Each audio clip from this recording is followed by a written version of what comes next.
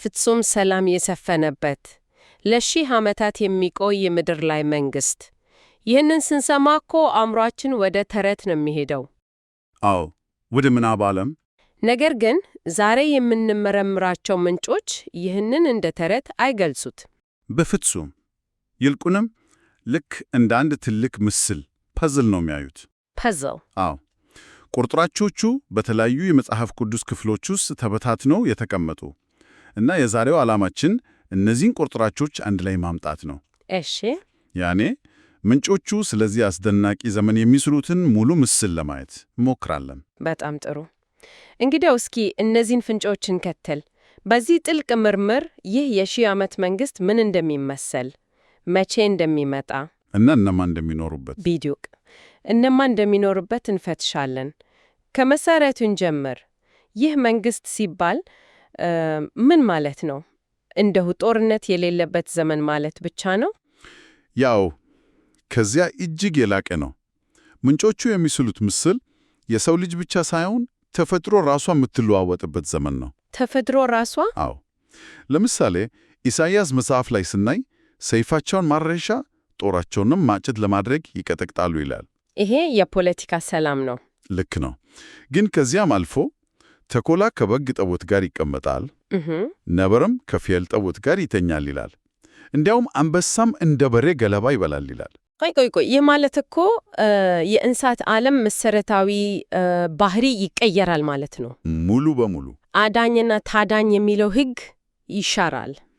ሕፃን በእፉኝት ጉድጓድ ላይ ሲጫወት መገመት፣ አዎ፣ ይህ አሁን ካለንበት ሁኔታ ፈጽሞ የተለየ ነው። ፈጽሞ። ምንጮቹ ይህንን ለውጥ ከፍጥረት ጋር ነው የሚያቆራኙት። እንዴት? ልክ በፍጥረት ሰባተኛው ቀን እግዚአብሔር እንዳረፈ ሁሉ ይህ ሰባተኛው ሺህ ዓመት ለፍጥረት ሁሉ ታላቅ የረፍት ዘመን ወይም የሰንበት ሺህ ዓመት እንደሆነ ነው የሚያቀርቡት። የምድር መታደስ ማለት ነው። አዎ። ግን ከዚህም በላይ ጥልቅ ወደ ስነ መለኮታዊ ትርጉም አለው። እሺ። ምንጮቹ ታላቁ ኢዮቤልዩ ብለው ከሚጠሩት የዕብራውያን ጽንሰ ሐሳብ ጋር በጥብቅ ያያይዙታል። ኢዮቤልዩ ይሄ በየ50 ዓመቱ የሚከበረው ነው አይደል? ዕዳ የሚሰረዝበት። ልክ ነው። ባሮች ነፃ የሚወጡበት፣ መሬቱም ወደ ቀድሞ ባለቤቱ የሚመለስበት። በዲዩክ። ይህ እንዴት ነው ከሺህ ዓመት መንግሥት ጋር የሚገናኘው ብለሽ ልትጠይቂ ትችያለሽ። አዎ፣ ግንኙነቱ ምንድን ነው? ግንኙነቱ እጅግ ወሳኝ ነው። ምንጩ እንደሚያስረዳው የመጀመሪያው አዳም በኃጢአት ምክንያት እርሱን አጥቷል። የሰው ልጅም የኃጢአት ባሪያ ሆነ። ኢዮቤልዩ የዚህ ሁሉ ነገር ጊዜያዊ ምሳሌ ነበር። አዎ። የሺህ ዓመቱ መንግሥት ግን የመጨረሻውና ታላቁ የኢዮቤልዩ ፍጻሜ ነው። የኋለኛው አዳም የተባለው ክርስቶስ እሺ፣ የፊተኛው አዳም ያጣውን ርስት ሙሉ በሙሉ ያስመልስበት ዘመን ነው። ዋው! ይህ በጣም ግልጽ ያደርገዋል። ዝም ብሎ የሰላም ዘመን ሳይሆን የተበላሸውን ነገር ሁሉ የማስተካከል ሂደት ነው። የጠፋው ሁሉ የሚመለስበት ታላቅ የተሃድሶ ጊዜ ነው። እንግዲህ ይህ ወደሚቀጥለው ጥያቄ ይመራናል። መቼ ይሆናል?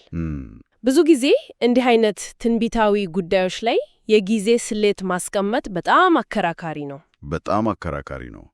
ምንጮቹም ይህንን አምነው የራሳቸውን ትንተና ነው የሚያቀርቡት። እሺ፣ በምን ላይ ተመሰርተው ነው? ስሌቱ የተመሰረተው በሁለት ቁልፍ ሐሳቦች ላይ ነው። አንደኛው በጌታ ዘንድ አንድ ቀን እንደ 1000 ዓመት ነው የሚለው የጴጥሮስ ጥቅስ ነው። አዎ፣ 1000 ዓመትም እንደ አንድ ቀን። ልክ ነው። ሁለተኛው ደግሞ የፍጥረት ሳምንት ነው። 6 ቀን ሥራ፣ 7ኛው ቀን ዕረፍት። ስለዚህ 6000 ዓመት የሰው ልጅ ታሪክ፣ ከዛ 7ኛው 1000 ዓመት ደግሞ የዕረፍት ወይም የመንግስቱ ዘመን ይሆናል የሚል መላምት ነው። በትክክል። ከዚያ በመነሳት ጸሐፊው ከአዳም ፍጥረት ጀምሮ የራሱን የዘመን ስሌት ይሰራል። እና ምን ላይ ደረሰ? በዚህ ስሌት መሰረት በጎርጎሮሳውያኑ 2027 ዓመት ከአዳም 5993 ላይ እንገኛለን ይላል። ቆይ እስኪ፣ ይህ ማለት እኮ 6ኛው 1000 ዓመት ሊጠናቀቅ በጣም ጥቂት ዓመታት ነው የቀሩት። አዎ፣ ምንጩ እንደሚገምተው 7ኛው 1000 ዓመት ያው የሰንበት 1000 ዓመት የሚባለው መቼ? በጎርጎሮሳውያኑም 2030 ዓመት አካባቢ እንደሚጀመር ይገምታል። ይሄ በጣም የተቆረጠና ትልቅ አንድምታ ያለው ነገር ነው። ምንጩ ይህንን እንደ ፍጹም ትንቢት ነው የሚያቀርበው? ጥሩ ጥያቄ ነው። አይደለም። እሺ፣ እንደ ራሱ ጥናታዊ ትንተናው ውጤት እንጂ እንደማይለወጥ ትንቢት አይደለም። ስሌቱ የተመሰረተው በመጽሐፍ ቅዱስ የዘር ሐረጎች ላይ ነው። ግን ያ አተረጓጓም ራሱ በብዙዎች ዘንድ የተለያየ ነው። ስለዚህ እንደ አንድ ጠንካራ መላምት ነው የሚቀርበው። አዎ፣ ከዚህም በላይ ቀኑ ላይ ከማተኮር ይልቅ መቅደም ያለባቸው ክስተቶች ላይ ትኩረት ማድረግ አስፈላጊ መሆኑን ያሰምርበታል። ልክ ነው። ዝም ብሎ በቅጽበት የሚሆን ነገር አይደለም። ቅድመ ሁኔታዎች አሉ። በእርግጠኝነት እነዚያ ምንድን ናቸው? ከዮሐንስ ራእይ ምዕራፍ 20 ላይ በመጥቀስ 3 ዋና ዋና ቅድመ ሁኔታዎችን ያስቀምጣል። አንደኛ እግዚአብሔር የወሰነው የሰማዕታት ቁጥር መሞላት አለበት። ሁለተኛ የመጀመሪያው ትንሣኤ መፈጸም አለበት። ይሄ ማለት ለክርስቶስ የታመኑት ከሙታን ተነስቶ ክብርን ይለብሳሉ ማለት ነው። እሺ፣ ሶስተኛውስ? ሶስተኛውና ምናልባትም ከሁሉም በላይ ወሳኙ ሰይጣን ተይዞ ለ1000 ዓመታት በትልቁ ውስጥ መታሰር አለበት። ሰይጣን መታሰሩ ለምን ያህል ወሳኝ ሆነ? ምክንያቱም የዚህ ዘመን ዋነኛ መለያው ፍጹም ሰላምና ጽድቅ ነው። ሰይጣን ደግሞ የዓለም ገዢ እና አሳች ነው። እሱ እስካለ ድረስ ማታለልና ክፋት ከምድር ላይ ሙሉ በሙሉ ሊወገዱ አይችሉም። ስለዚህ እሱ ከስዕል ውስጥ መውጣት አለበት። የግድ እሱ ሲወጣ የሰው ልጅ ለመጀመሪያ ጊዜ ያለ ውጫዊ የክፋት ተጽዕኖ የሚኖርበትን ዓለም ያያል። በጣም የሚገርም ነው። ይህንን የሰላም ዘመን በአይነ ህሊናችን ስንስለው ስለሚኖሩበት ሰዎች ጥያቄ ይነሳ። ሁሉም ሰው አንድ አይነት ነው? ያው ይሄ በጣም ወሳኝ ነጥብ ነው። ምክንያቱም የዘመኑን ፍጻሜ ለመረዳት ቁልፍ ነው። እንዴት? ምንጮቹ እንደሚሉት በ1000 ዓመቱ መንግሥት ውስጥ 2 ፍጹም የተለያየ ባህሪ ያላቸው የሰዎች ቡድኖች ይኖራሉ። 2 ቡድኖች? አዎ። የመጀመሪያዎቹ ገዢዎች ናቸው። ንጉሥ ካህናት ተብሎም ይጠራሉ። እነማን ናቸው የእነዚህ ንጉሥ ካህናት? እነዚህ በመጀመሪያው ትንሣኤ የተነሱት ናቸው። ሰማዕታትና በታሪክ ዘመናት ሁሉ ፈተናን አልፈው ለአውሬው ያልሰገዱትን ያካትታል። ባህሪያቸውስ? እነሱ መንፈሳዊና ማይሞት አካልን ይለብሳሉ። ምንጩ እንደ መላእክት ይሆናሉ ይላል። እንደ መላእክት? አዎ። አያገቡም፣ አይዋለዱም፣ ሞትም በእነሱ ላይ ሥልጣን የለውም። ከአዲሲቱ ኢየሩሳሌም ሆኖ ከክርስቶስ ጋር ዓለምን ያስተዳድራሉ። እሺ፣ ይህ መጀመሪያው ቡድን ነው፣ ማይሞቱ ክብርን የተጎናጸፉ ገዦች። ሁለተኛውስ ቡድን ማን ነው? ሁለተኛው ቡድን ሕዝቦቹ ወይም በትንቢት አጠራር አሕዛብ የተባሉት ናቸው። እነሱስ? እነዚህ በሺህ ዓመቱ መንግሥቱ ወቅት በምድር ላይ የሚኖሩ ሥጋዊ ሰዎች ናቸው። ሥጋዊ ሰዎች? አዎ። በታላቁ መከራ ወቅት በሕይወት ያለፉና ወደ መንግሥቱ የገቡ ናቸው። እነሱ አሁንም ሥጋዊ አካል አላቸው። ቤት ይሠራሉ፣ ወይን ይተክላሉ፣ ልጆችንም ይወልዳሉ። ብዱቅ ዕድሜያቸው በጣም ይረዝማል። እንደ ዛፍ ዕድሜ ተብሎ ተገልጿል። ግን አሁንም ሟች ናቸው። ይህ በጣም የሚገርም ማኅበራዊ መዋቅር ነው። የማይሞቱ ገዢዎች እና አሁንም የሚሞቱ ተገዢዎች በአንድ ዓለም ውስጥ። ይህ ሁኔታ በሰዎች ስነ ልቦና ላይ ምን ተጽዕኖ ሊኖረው ይችላል? በትክክል ምንጩ ይህንን ሁኔታ የ1000 ዓመቱ ታሪክ ማዕከላዊ ውጥረት እንደሆነ አድርጎ ነው የሚያቀርበው። ውጥረት? አዎ። ለመጀመሪያዎቹ 100 ዘመናት ሁሉም ነገር ፍጹም ይመስላል። ፍትሕ፣ ሰላም፣ በሽታ የለም፣ ድህነት የለም። በጣም ጥሩ። ነገር ግን በዚያ ዘመን የሚወለዱት ትውልዶች አንድ ትልቅ ነገር ይጎድላቸዋል። ምንድን ነው እሱ? እምነታቸው ተፈትኖ አያውቅም። አዎ፣ እውነት ነው። የተወለዱት ሰይጣን በሌለበት ክፋት በሌለበት ዓለም ውስጥ ነው። ገዢዎቻቸው የማይሞቱ መሆናቸውን ያያሉ። እነሱ ግን አሁንም በሥጋዊ ውስነት ውስጥ ናቸው። ይህ ልዩነት በዘመኑ መጨረሻ ላይ ለሚመጣው የመጨረሻው ዓመት እንደ መነሻ ምክንያት ሆኖ ያገለግላል። እንግዲያው እነዚህ ገዢዎች ከአንድ ማዕከል ሆኖ ነው የሚያስተዳደሩት። ምንጮቹ ይህንን ማዕከል አዲሲቱ ኢየሩሳሌም ይሏታል። አዎ። ይቺ ከተማ በራሷ አንድ አስደናቂ ዓለም ናት። ፈጽሞ የተለየች። በራእዩ 21 እና 22 ላይ በዝርዝር ትገልጻለች። የበጉ ሙሽራ ትባላለች። መጠኗ በራሱ አእምሮ የሚበታትነው። በቁመት በወርድና በርዝመት እኩል የሆነች ኩብ ቅርጽ አላት። ኩብ? አዎ። የእያንዳንዱ ጎኗ 12000 ስታዲዮን፣ ይህም ወደ 2200 ኪሎ ሜትር ይሆናል። 2200 ኪሎ ሜትር? በቁመቱም ጭምር። በቁመቱም ጭምር። ይሄ ከተማ ሳይሆን በምድር ላይ የተቀመጠ ትንሽ ጨረቃ ነው የሚመስለው። የኢትዮጵያን ስፋት ከዳር እስከ ዳር አስበን ያንን ያህል ወደ ላይ እንደመገንባት ነው። በትክክል ለማሰብ የሚከብድ ግዝፈት አላት። ውስጣዊ ገጽታዋም እንዲሁ አስደናቂ ነው። ለምሳሌ በውስጧ የተለየ ቤተ መቅደስ የለም። ቤተ መቅደስ የለም። ምክንያቱም ሁሉን የሚገዛ ጌታ እግዚአብሔርና በጉ ራሳቸው ቤተ መቅደሷ ናቸው ይላል። ስለ ብርሃኗስ? የእግዚአብሔር ክብር ስለሚያበራላት ፀሐይና ጨረቃ ያስፈልጓት። ከተማዋ ራሷ የብርሃን ምንጭ ናት።